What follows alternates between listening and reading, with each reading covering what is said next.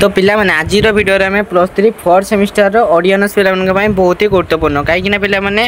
आज तुम core 9 unit 1 कौन अच्छी तुम रस और ध्वनि संपर्क में आम संपूर्ण भाव में तुम रसर संज्ञा और स्वरूप निरूपण कर कि तुम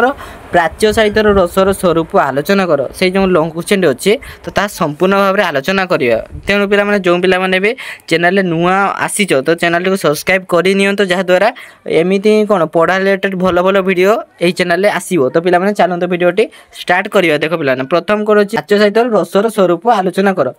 प्राच्य साहित्य आलोचना क्षेत्र में रसतत्वर भूमिका एकांत गुरुत्वपूर्ण कौन शिल्प कर्म जपरी नानाविध उपादान आवश्यकता थाए से जेकोसी शिल्प हो माने निहाती भाव में गोटे उपादान आवश्यकता रही है माने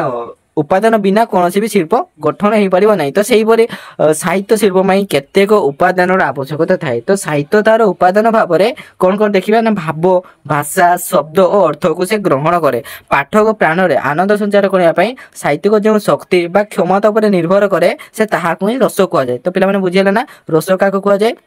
तापर देख पे कौन अच्छे ना प्राच्य रीतिर साहित्य आलोचना क्षेत्र में रसतत्वर भूमिका बेस गुरुत्वपूर्ण तापर आसला तुम रसर संज्ञा विषय देखा माने किए संज्ञा प्रदान कर रस को लेकिन तो देखा देख ना तुम साहित्य रसर प्राधान्य प्रथम उपलब्धि करे देख पे नाट्याचार्य भरत मुनि किंतु ऐतिहासिक दृष्टिकोण नंदिकेश्वर को रस संप्रदायर प्रथम स्रष्टा बोली कहुए कि जदि आम ऐतिहासिक देख आम ऐतिहासिक दृष्टिकोण देखा नंदिकेश्वर को कौन सी हूँ आमर रस संप्रदायर प्रथम स्रष्टा किंतु आम जदि आम साहित्य क्षेत्र देखा आमर नाट्याचार्य हूँ माने भरत मुनि हूँ आमर कौन साहित्य रसर कौन माने प्रथम जे बाहर करते बुझेगा ना रस को प्रथम बाहर करते साहित्य दर्पण विश्वनाथ कविराज कहते रस्यते इति रस जहाँ रसित अर्थात आस्वादित हुए ताहा ही हूँ रस रसर मूल अर्थ हूँ स्वाद भरत मुनि रसर अवधान करने कहते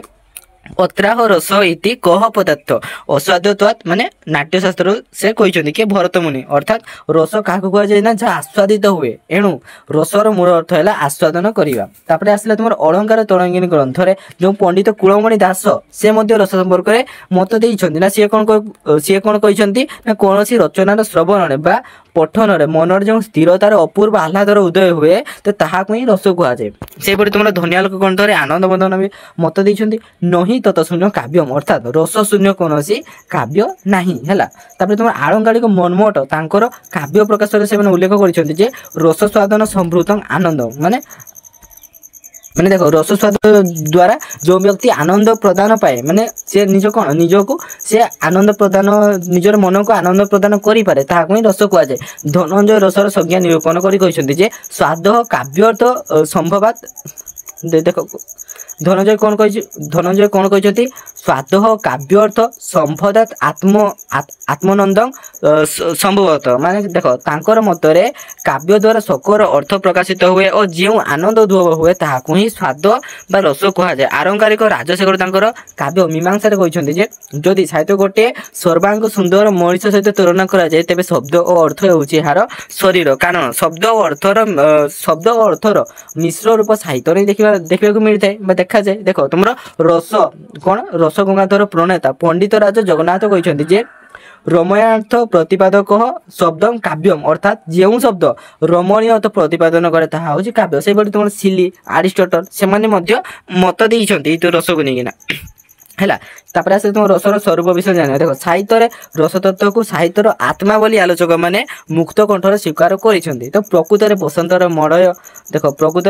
देखो कौन कहला बढ़िया कथा कहला प्रकृत बसंतर मड़य स्पर्श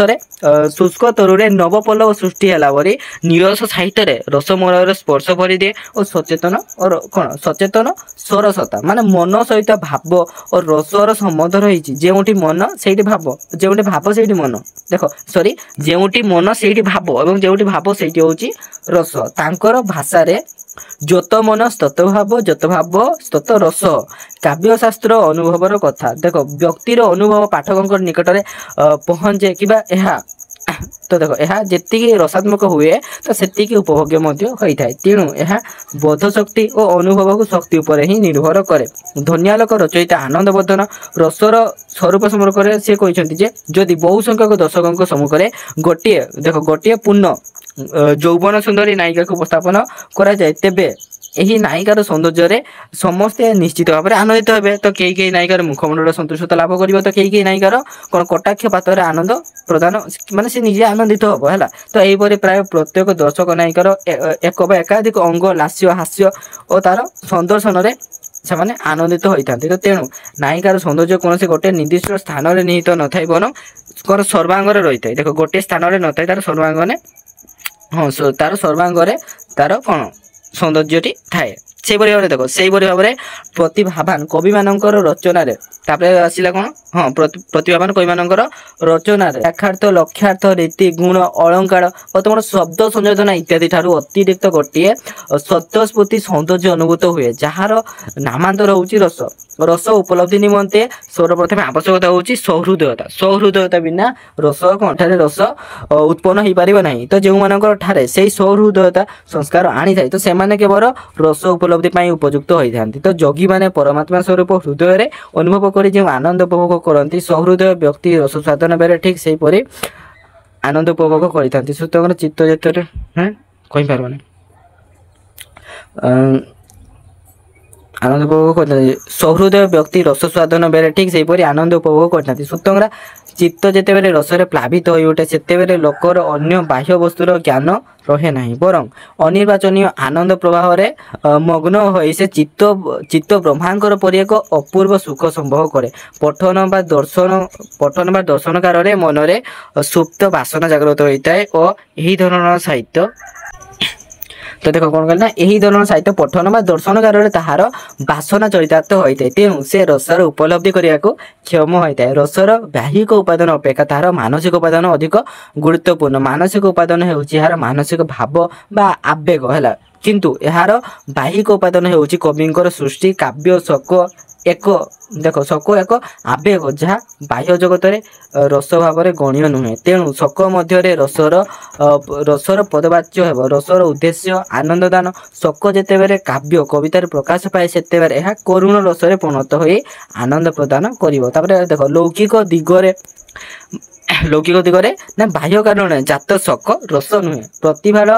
ମାୟାବଳରେ ଲୌକିକ ଶୋକ ଏବଂ ତାର ଅଲୌକିକ କାରଣର ଅଲୌକିକ ଚିତ୍ର କାବ୍ୟ ମଧ୍ୟରେ ଅଙ୍କନ କଲେ ପାଠକ ମନରେ କରୁଣ ରସର ସଞ୍ଚାର ହୁଏ। ଶୋକ ଦୁଃଖଦାୟକ, ମାତ୍ର କରୁଣ ରସର ଚକ୍ଷୁ ଲତକ୍ରାନ୍ତ କଲେ ମଧ୍ୟ ମନକୁ ଅପୂର୍ବ ଆନନ୍ଦରେ ପୂର୍ଣ୍ଣ କରି ସୁଖଦାନ କରେ। ତେଣୁ ରସର ସ୍ୱରୂପ ଦେଖି ହୁଏ ନାହିଁ, ଉପଲବ୍ଧି କରି ହୁଏ ବୋଲି କୁହାଯାଇଛି। ତ ହୃଦୟବାନ ବ୍ୟକ୍ତିର ଚୈତ୍ରିକ ଅନୁଭବ ଓ ଉପଲବ୍ଧି ଏହାର ପ୍ରମାଣ ପ୍ରଦାନ କରିଥାଏ। ତ ପିଲାମାନେ ଆଜିର ଭିଡ଼ିଓଟି ଏଇଠି ରହିଲା ଏବଂ ଦେଖାବା ଗୋଟେ ନେକ୍ସଟ କ୍ଲାସରେ। ଜୟ ଜଗନ୍ନାଥ।